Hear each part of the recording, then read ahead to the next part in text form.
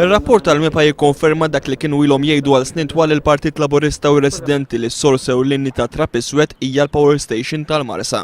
Kemm l-Ena Malta u anki fi stadju ieħor il-MEPA bdew waħlu f'kulħadd fl-inċineratur tal-Marsa, fit-traffiku, fl-scrapyards, f'impjanti industrijali viċin tal-Gura, issa f'daqqa waħda nbidlet id-diska. Leo Brincat qal li għatem matta mistoqsijiet li l-Prim Ministru Lorenz Gonzi jeħtieġ li jwieġeb. Ir-rapport li ġie pubblikat il-bieraħ ġib id-data ta' Marzu tas-sena 2011. Jien nistaqsi żewġ affarijiet. Għaliex dan ir-rapport ma ġiex moddililna bħala Kumitat tal-Kamra meta ilu 6 xhur lest.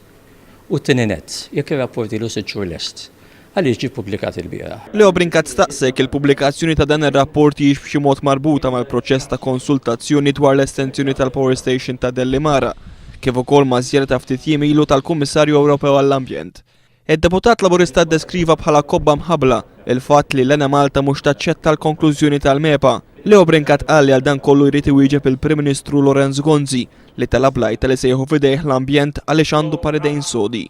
Intant il-Kunsill Lokali tal-Marsa qal li l-MEPA u l-Ena Malta għandhom jerfgħu ir-responsabilità tal-ħsara li l-Power Station tal-Marsa kkawżat lir residenti tal-Marsa. Il-Kunsill Lokali tal-Marsa qal jekk il-MEPA u l-Ena Malta mhux se jieħdu l-passi meħtieġa għal ġid ta' residenti se jkun qed jieħu passi legali kontrihom.